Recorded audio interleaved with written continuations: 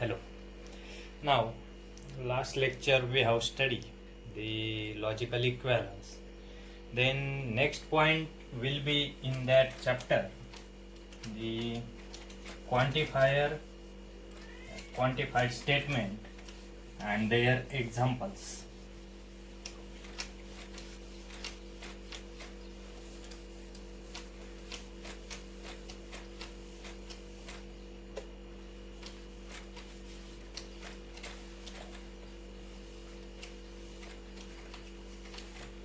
Now, so what is mean by quantifier? In a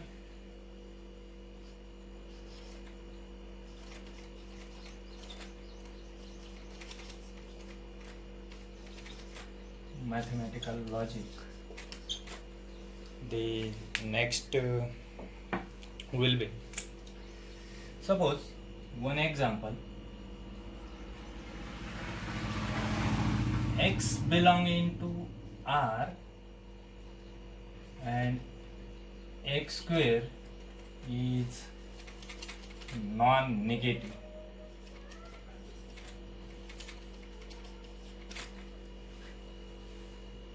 And second example will be x plus 5 is equal to 12.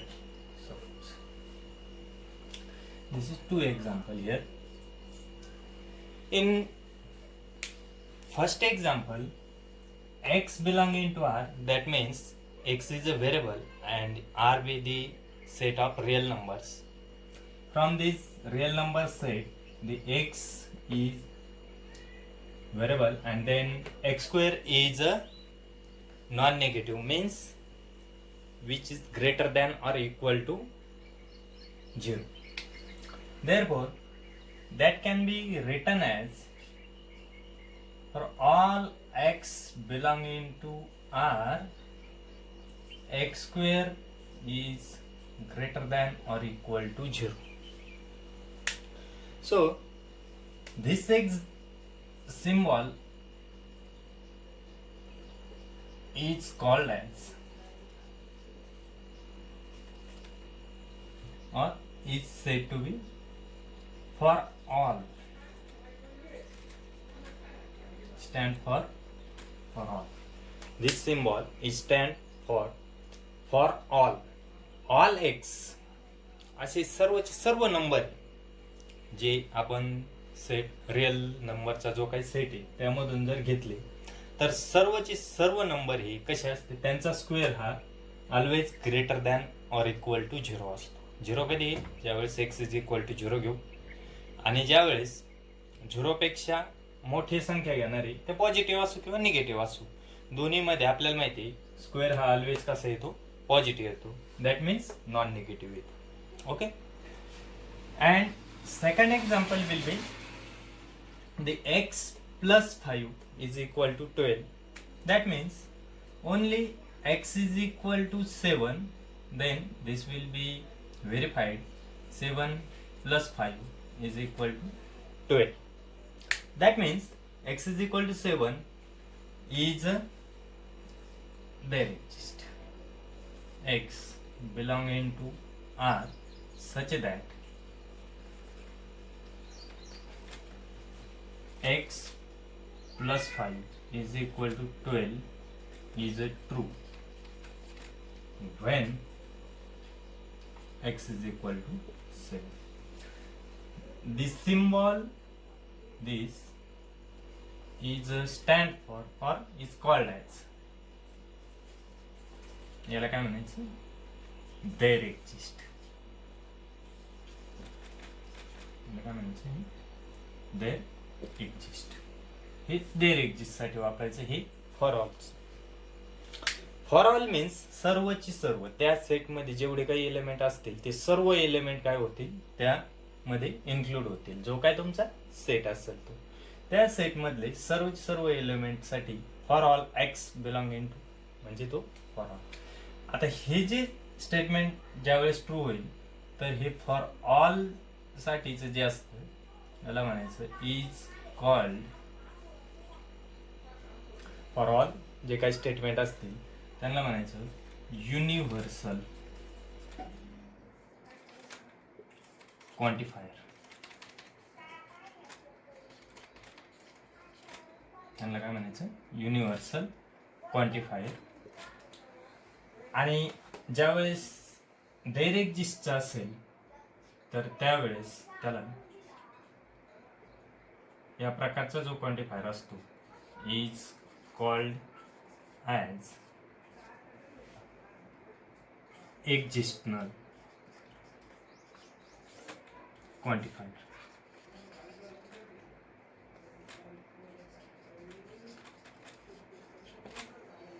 ज्यावेळेस तुमचा for all साठी जो येईल त्याला म्हणायचं युनिव्हर्सल क्वांटिफायर. आणि डायरेक्ट साठी ज्यावेळेस येईल त्याला म्हणायचं एक्झिस्टनल क्वांटिफायर. ही दोन क्वांटिफायर आपल्याला यामध्ये काय करायचे स्टडी करायची. ज्या स्टेटमेंटमध्ये किंवा ज्या सेटमधून आता हे जास्तीत जास्त नॅचरल नंबर्सची जे काही एक्झाम्पल असते त्यासाठीच वापरलं जातं जास्तीत जास्त क्वांटिफायर.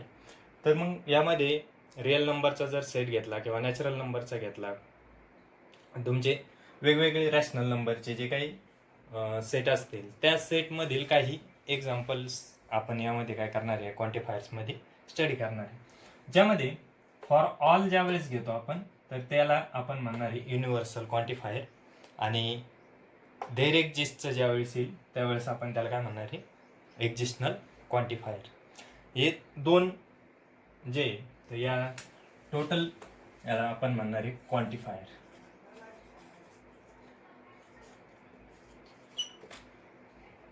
First point. आणि सेकंड यामध्ये quantified statement.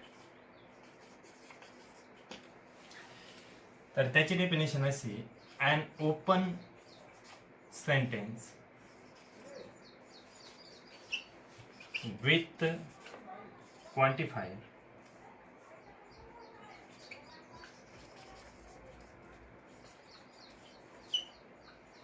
is called as quantified statement. आणि ओपन सेंटेन्स म्हटलेलं. ओपन सेंटेन्स आपल्याला माहिती आहे, आपण स्टडी केलेलं आहे का ज्या सेंटेन्सला ट्रूथ व्हॅल्यू ही नसते किंवा त्याची ट्रूथ व्हॅल्यू आपण एक्झिस्ट करू शकत नाही किंवा ते येत नाही, असे जे सेंटेन्स असते त्यांना आपण काय म्हणतोय अँड ओपन सेंटेन्स. हे ओपन सेंटेन्स विथ क्वांटिफायर ज्यावेळेस असेल, क्वांटिफायर त्यामध्ये ॲड केलेलं असेल त्यावेळेस आपण त्याला काय म्हणणार आहे क्वांटिफाईड असं म्हणणार आहे. आता याच्या आणखी वन मोर एक्झाम्पल्स जर आपण स्टडी करायचं ठरवलं तर for examples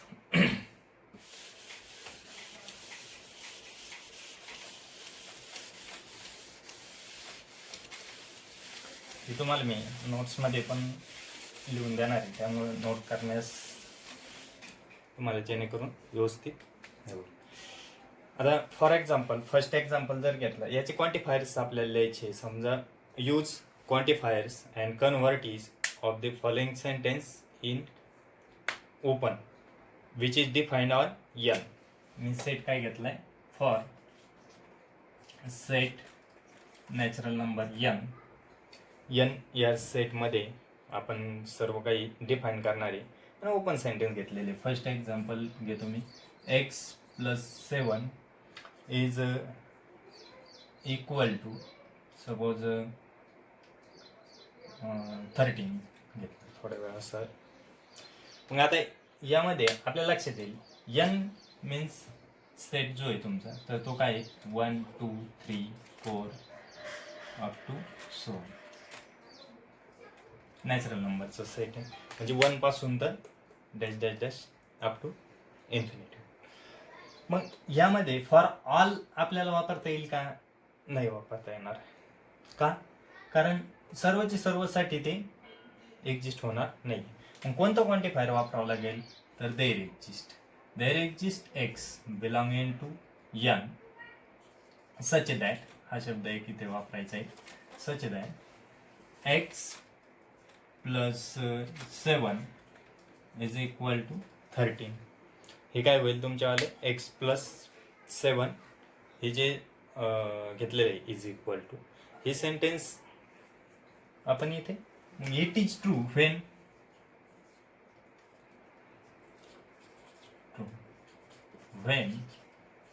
x is equal to किती घ्यावं लागेल आपल्याला 6 बरोबर का. एक्स इज इक्वल टू किती घेतले आपण 6 प्लस 7 13 होऊन जाईल. मग ते त्यासाठी काय होणार आहे डिफाईन ऑन म्हणणं किंवा डायरेक्टली जी काही व्हॅल्यू असेल ती लिहून टाकायची आणि पुढे लिहायचं satisfied X plus 7 is equal to 13. या पद्धतीने याचे काय लिहायचे तुम्हाला सोल्युशन लिहायचं प्रत्येक एक्झाम्पल. सेकंड एक्झाम्पल घेतोय मी आता x square is greater than or equal to चं एक्झाम्पल घेतलं होतं आपण. आता थोडंसं त्यामध्येच एक्स स्क्वेअर ग्रेटर दॅनचं only greater than equal to 0 नाही घेतलेलं यामध्ये. थोड्या वेळ हे कसं लिहायचं त्याची मी तुम्हाला एक्सप्लेन करून सांगतोय. आता सेट आपण अगोदर आर घेतला होता, आता काय घेतलेलं आहे नॅचरल नंबर घेतलेला आहे, थोडंसं चेंज आहे त्यामध्ये. तर बघा एक्स इज इक्वल टू आपल्याला माहिती आहे एक्सच्या व्हॅल्यू इथं किंवा X belong in to natural number आहे. नॅचरल नंबर म्हणजे काय तुमचा सेट कोणता आहे तर हा 1 2 3चा 4 5 काय असेल तुमचे सर्वचे सर्व एक्स जर तुम्ही यामध्ये बघितले तर एक्स इज इक्वल टू 1 घेतलं त्याचा स्क्वेअर पॉझिटिव्ह येणार आहे. 2 घेतलं 2चा square 4 this will be also positive. Then greater than 0 म्हणजे याचा अर्थ काय ते पॉझिटिव्ह आहे. ओके. तर बघा यामध्ये आता देर एक्झिस्ट जर वापरला आपण काही देर एक्झिस्ट याचा अर्थ काय त्यापैकी काही थोडेफार प्रमाणात त्या सेटमध्ये. आणि फॉर ऑल याचा अर्थ काय सर्वची सर्व तो सेट जेवढा काही सेट असेल मग त्यामध्ये ॲटलिस्ट एक जरी नसेल तरी पण तो काय होणार नाही फॉर ऑलमध्ये या क्वांटिफायरमध्ये तो येणार नाही. म्हणजे त्या सेटमधील सर्वची सर्व एलिमेंट्स काय झाले पाहिजे त्यांनी ती कंडिशन सॅटिस्फाय केली पाहिजे तरच त्याला आपण फॉर ऑल वापरणार आहे. आणि देर एक्झिस्टमध्ये त्यापैकी म्हणजे फॉर ऑल नाही झाले पाहिजे ॲटलिस्ट 1 तरी त्याने काय केले पाहिजे ती कंडिशन सॅटिस्फाय नाही केली पाहिजे. या पद्धतीनं हा दोन्हीमध्ये काय थोडासा डिफरन्स आहे किंवा चेंज आहे. फॉर ऑलमध्ये सर्वचे सर्व एलिमेंट आणि देर एक्झिस्टमध्ये ॲटलिस्ट 1 अँड ॲटमोस्ट सर्व किंवा त्यापेक्षा एखादा कमी ॲटलिस्ट एक तरी कमी पाहिजे अशा पद्धतीचे जे असते त्यांना आपण काय म्हणणार आहे देर एक्झिस्टमध्ये. यामध्ये बघा हा लिहिताना for all x belonging to N म्हणता येईल तुमचा कॉमा द्यायचा आहे इथं सच दॅट वापरायचं आहे इथं कॉमा द्यायचा आहे. X square is greater than 0 या पद्धतीने काय होऊन जाईल हे लिहिताना आणि which is satisfied for all x belonging to N म्हटलं तरी चालेल किंवा इट इज ट्रू पुढं लिहून टाकायचं. या पद्धतीने या दोन्हीमध्ये आता काय केलं जातं कधी कधी तुम्हाला एखादा सेट दिला जातो स्पेसिफिक सेट दिला जातो आणि त्या सेटमध्ये असं विचारलं जातं क्वांटिफायर्स विचारले जाते. देर एक्झिस्टचे काही एक्झाम्पल असते काही फॉर ऑलचे असते. त्या टाईपचं आपण एखादं एक्झाम्पल बघूया. सपोज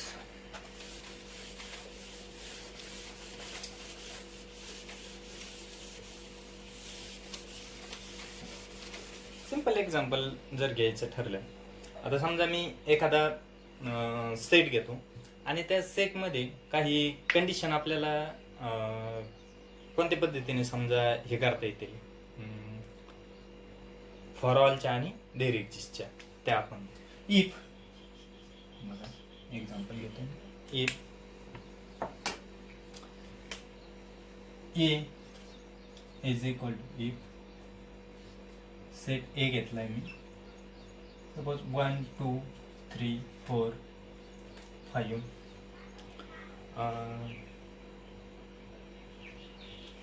टू काढून टाक 6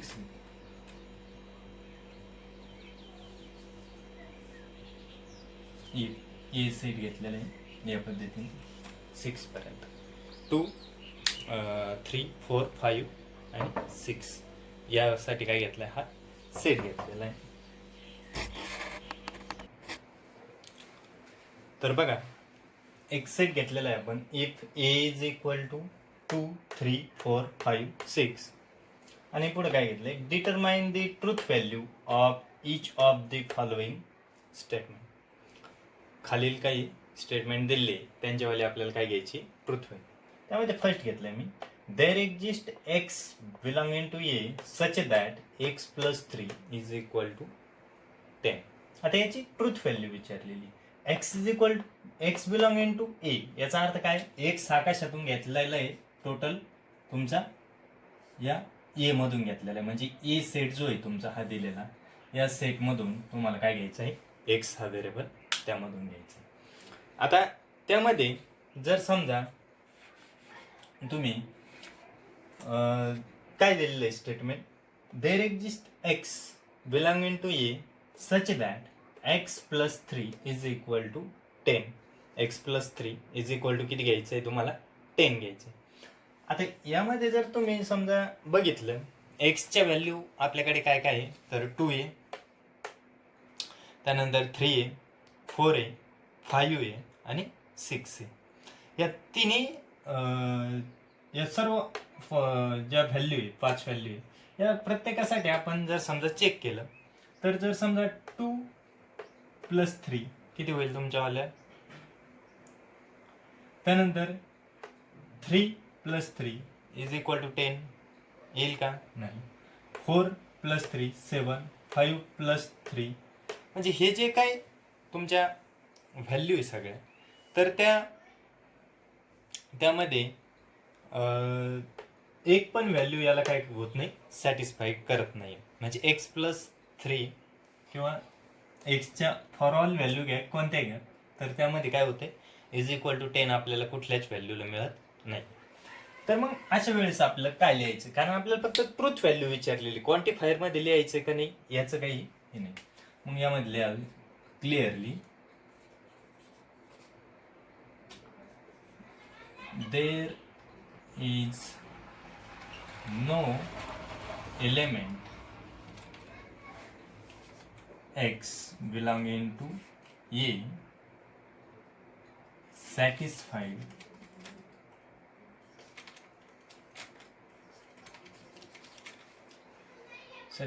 the x plus 3, जी काही कंडिशन दिली ती तुमच्यावाली condition, x plus 3 is equal to 10. therefore truth value of given statement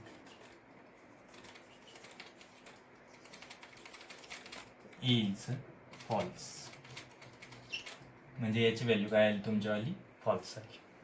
या पद्धतीने तुम्ही आन्सर लिहू शकता. त्या लक्षात दिलेल्या स्टेटमेंटची व्हॅल्यू म्हणजे ट्रूथ व्हॅल्यू तुमच्यावाली फॉल्स आली, म्हणजे एफ पण तुम्ही तिथे लिहू शकता. सेकंड एक्झाम्पल, फॉर ऑल म्हटलेलं आहे. For all x belonging to A such that, किंवा कॉमा, कॉमा याचा अर्थ काय, त्यात तो नेक्स्ट पुढं काय त्याची कंडिशन दिली, x plus 2 is less than 9. आता प्रत्येक व्हॅल्यू आपण यामध्ये सबस्टिट्यूट करणार, कारण काय दिलेलं आहे, फॉर ऑल दिलेलं आहे, सर्वच्या सर्व म्हटलेलं आहे. मग एक्स इज इक्वल टू 2 घेतली तर 2 plus 2 4 is less than 9.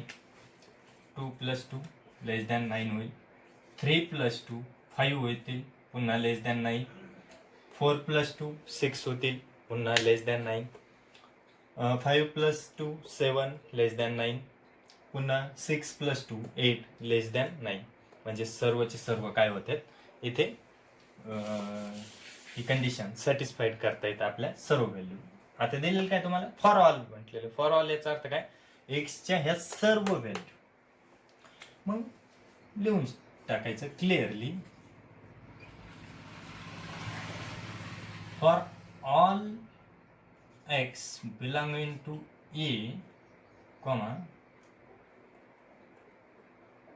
satisfied x plus 2 is less than 9. x plus 2 जे काय घेतलेले किंवा एव्हरी नंबर असं म्हटलं तरी चालेल, every number satisfied the given condition. आणि मग देअरफोर याची ट्रूथ व्हॅल्यू काय येईल तुमच्यावाली, therefore the truth value of given statement is true. त्याची गिव्हन व्हॅल्यू काय येणार आहे किंवा ट्रूथ व्हॅल्यू काय येणार आहे तुमच्यावाली, ट्रू येणार आहे. त्यानंतर इथं तुम्ही फॉर ऑल म्हटलेले आहे, त्यामुळे x is equal to x belonging to A म्हटलेलेच आपण सर्व व्हॅल्यू आपण त्यामध्ये इन्क्लूड केले. नाव third example, there exist x belonging to A such that x plus 2 is less than 5. काही त्यापैकी काही सेट ए मध्ये तुमच्यावाले जे काही एलिमेंट आहे, मग एक्स इज इक्वल टू तुम्ही या सेट ए मधले 2, 3, 4, 5, 6 म्हणजे यापैकी कुठलेही घेऊ शकता. एक्स इज इक्वल टू येणार, एक्स इज इक्वल टू 3 येणार, x is equal to 4, so 5, 6 सर्व येते त्या. मग आता देअर एक्झिस्ट म्हटलेले, देअर एक्झिस्ट याचा अर्थ काय, त्यापैकी काही. मग ही कंडिशन सॅटिस्फाय करायला 2 जर घेतला तर 2 + 2 4 लेस दॅन 5 होते. एक्स इज इक्वल टू 3 घेतला तर 3 + 2 here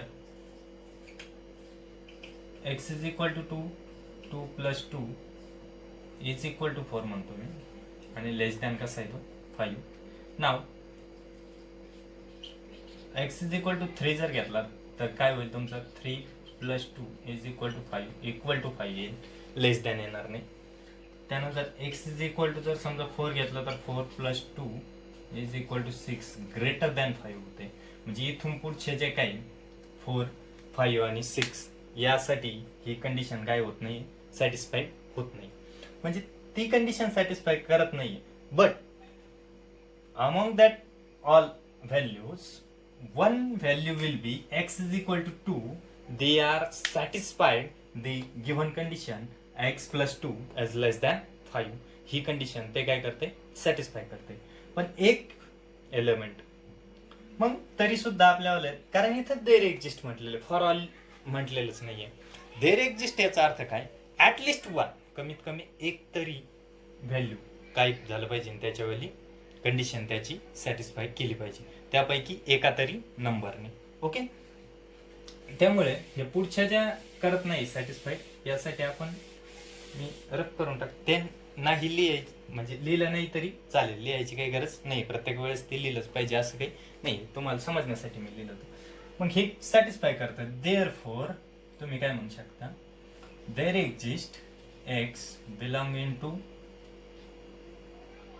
A such that x plus 2 is less than 5 is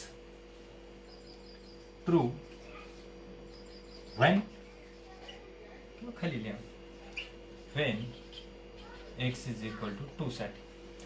आणि 2 हा 2 बिलॉंगिंग टू काय तुमच्यावाले त्या सेट ए मध्ये आहे.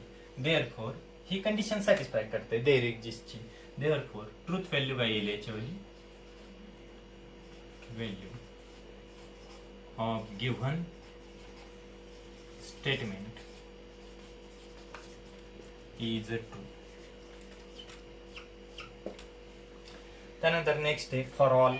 For all x + 6 is greater than or equal to 9 म्हटलेले. आता यामध्ये जर आपण बघितलंय फॉर ऑल याचा अर्थ काय, ह्या सर्वचे सर्व नंबर जे आहे तुमच्यावाली 2, 3, 4, 5, 6 हे सर्वचे सर्व नंबरनी काय केलं पाहिजे, तुमच्यावाली कंडिशन सॅटिस्फाय केली पाहिजे. x + 6 is greater than or equal to 9 म्हटलेले. 9 आणि 9 पेक्षा मोठा नंबर मिळाला पाहिजे आपल्याला. मग x इज इक्वल टू जर समजा आपण 2 टाकलं तर किती येईल, 2 + 6 8 लेस दॅन होईल. त्यानंतर 3 घेतलं तर 3 साठी काय होईल, 3 + 6 is equal to 9 equal to 9 मिळते, ती कंडिशन सॅटिस्फाय करते. त्यानंतर थर्ड नंबर आहे 4 + 6 4 + 6 किती होतील तुमच्यावाले 10 होईल, greater than or equal to 9 मिळेल. त्यानंतर 5 आहे, 5 + 6 11, ग्रेटर दॅन ऑर 9 मिळून जाईल. 6 + 6 12, 12 also greater than or equal to 9. म्हणजे त्या 5 पैकी जवळजवळ 4 नंबर्स हे काय करते, ती कंडिशन सॅटिस्फाय करते. But 1 number will be x is equal to 2. Here clearly x is equal to 2 does not satisfy given condition.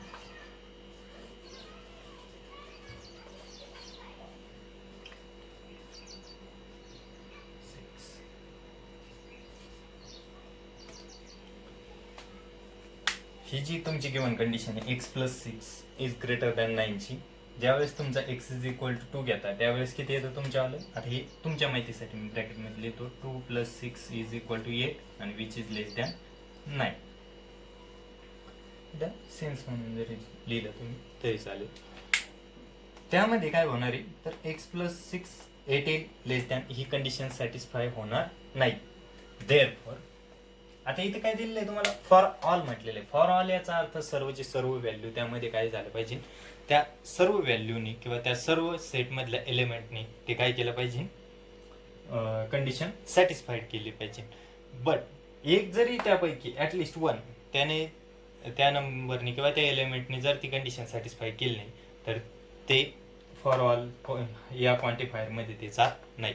म्हणजे हे काय होणार आहे, स्टेटमेंट फॉल्स होणार आहे. Therefore truth value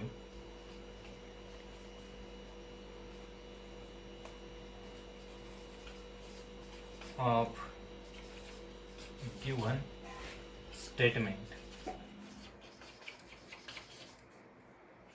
is false.